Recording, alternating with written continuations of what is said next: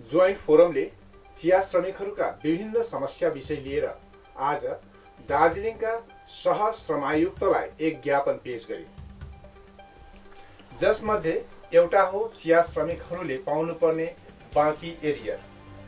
दार्जिलिङ पहाडका मोठ 49 वटा चिया बगानले अहिलेसम्म पनि चिया श्रमिकहरूको बाँकी एरियर नदिएको कारण जोइन्ट फोरमले यसको लागि त्रिपक्षीय बैठक नै बोलाउनु पर्ने सहश्रमायुक्त समक्ष माग राखेको छ। र आज हामी यो जोइन्ट फोरमको तर्फबाट हामीले एएलसी दार्जिलिङ एएलसीलाई भेट्ने काम गर्यौं। किनभनेदेखिलाई 2018 जनवरीदेखि हाम्रो श्रमिकहरूले पाउनुपर्ने जुन चाहिँ 17 रुपैयाँ 50 पैसाको जुन चाहिँ थियो, त्यो गभर्नमेन्टले नोटिफिकेसन गरिसकेको कुरा हो र आजसम्म पनि पाएको छैन। र यो गभर्नमेन्टको कुरा हो, हामीले त इन्टिरिमको लागि हामीले कुनै पहल गरेको होइनौँ र हामीले सिग्नेचर पनि गरेको छैनौँ, त्यसमा हाम्रो भन्नु केही छैन।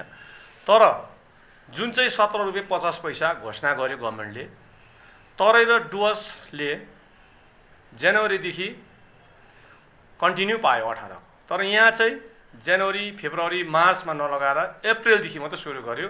तर 3 महिनाको जुन चाहिँ हाम्रो एरियस रहेको छ त्यो पैसा आजसम्म दिएको छैन।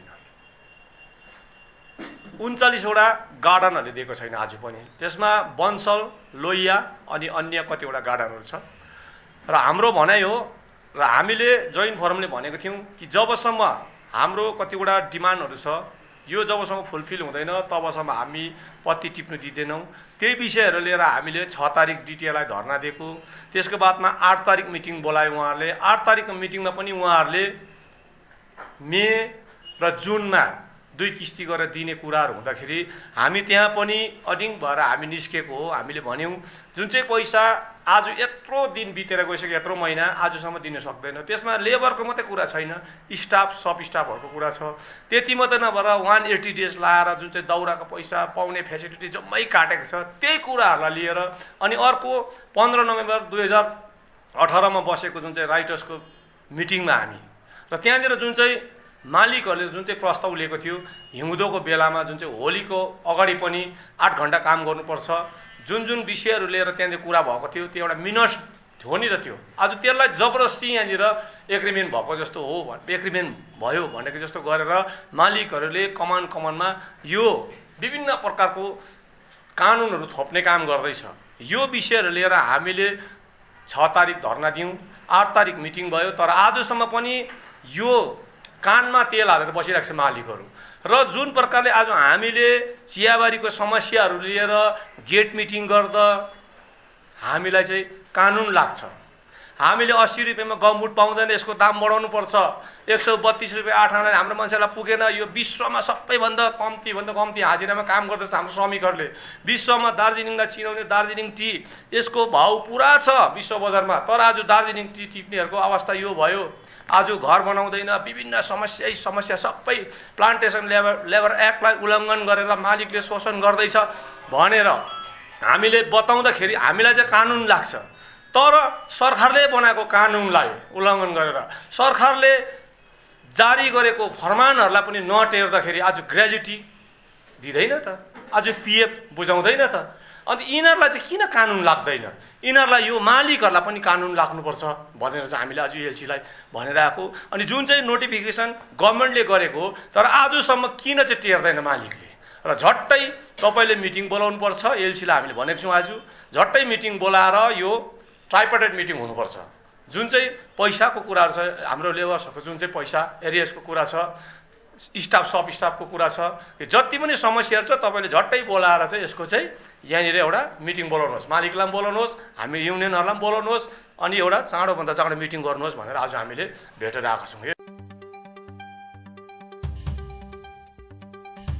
त्यही कुरो नै हो, तर अब त्यसलाई अलिकति हामीले एएलसीलाई यो जुन चाहिँ डिसेम्बर 2017 को नोटिफिकेसन भयो, गभर्नमेन्टको नोटिफिकेसन भने चाहिँ गभर्नमेन्टले सूचना जारी गरेर अधिसूचना जारी गरेर चिया कमानको मालिकहरूलाई जनवरी 1 तारिक 2018 देखि चाहिँ 17 रुपैयाँ 8 आनाको दरले रोज वृद्धि भनेर एउटा अन्तरिम जुन चाहिँ इन्टरिम वेजेस चाहिँ हामीले सैद्धान्तिक रूपमा चाहिँ मानिलिएका छौँ हाम्रो चाहिँ भनाइ के छ भने मिनिमम वेजेस नै फिक्स गर, यो इन्टरिम भन्ने चिजहरू नदेऊ भन्ने चाहिँ हाम्रो अहिले पनि त्यही नै छ स्ट्यान्ड है। तरै पनि अब 17 रुपियाँ 8 आना 10 रुपियाँ बढाउँदाखेरि अब त्यो बढाएको राशि पनि थाप्दै गरोस् भन्ने हाम्रो एउटा चाहना थियो। तर सरकारले अधिसूचना अथवा सूचना जारी गरेर जनवरी 1 तारिक 2018 देखि दिनु भनेर मालिकहरूलाई त्यस्तो किसिमको आदेश हुँदा पनि मालिकहरूले त्यति बेला के भन्यो भने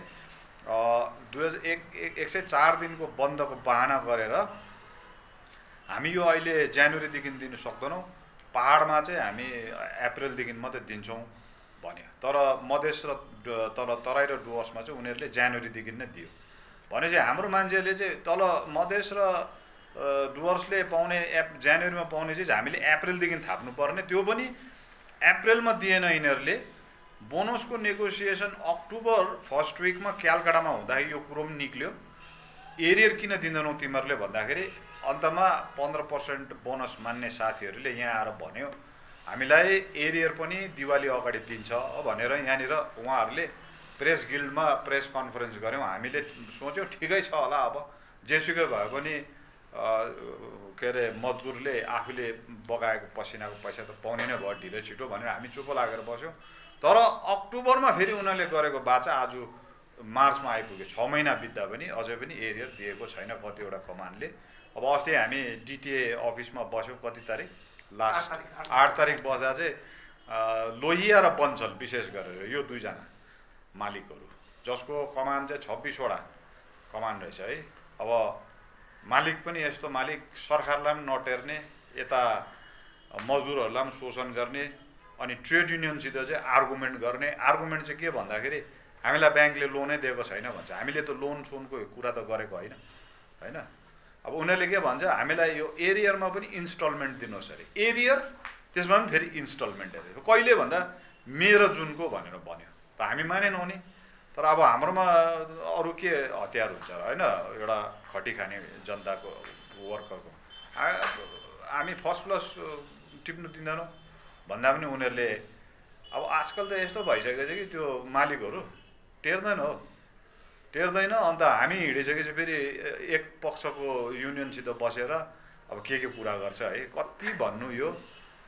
अब खै के भन्ने, अब यो युनियनको विषयहरू लिएर पनि अक्टोबरमा आएर भन्यो 15 हामीलाई दिवाली अगाडि दिन्छ, त्यसै कारणले हामीले 15% मान्यौँ भन्छ।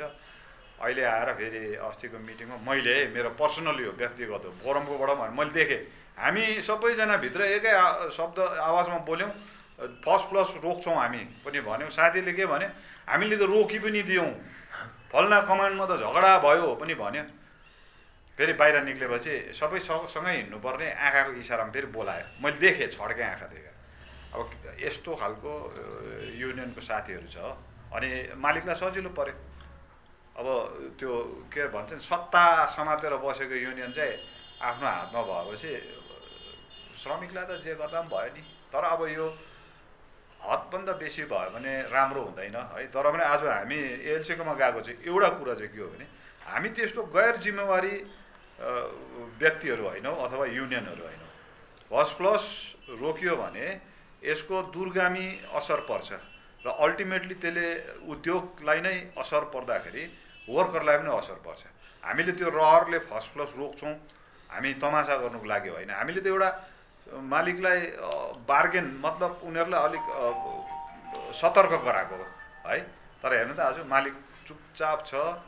अब सुन्दैछु कतिवटा बगानतिर त जनमुक्ति मोर्चाको ट्रेड युनियनले टिप्नु दिँदैछ अरे हो, अनि हामी चाहिँ कराइरहनु पर्छ। अब यो कहिलेसम्म? तर हामीले आज एएलसीलाई भनेको छौँ यो आदेश सरकारको आदेश हो, अनि तपाईँ पनि सरकारको एउटा पार्ट हुनुहुन्छ र तपाईँहरूले सुमोटो हामी लेखेर त दिँदैनौँ, तपाईँहरूले स्वयंले जेएलसीसित कन्सल्ट गरेर एउटा झट्टै उनीहरूलाई लेबर कमिसन अफिसमा बोलाउनु, अनि हामीलाई पनि बोलाएन हामी पनि आउँछौँ भनेर यो विषय लिएर आज हामी भेट भयौँ एकछिन र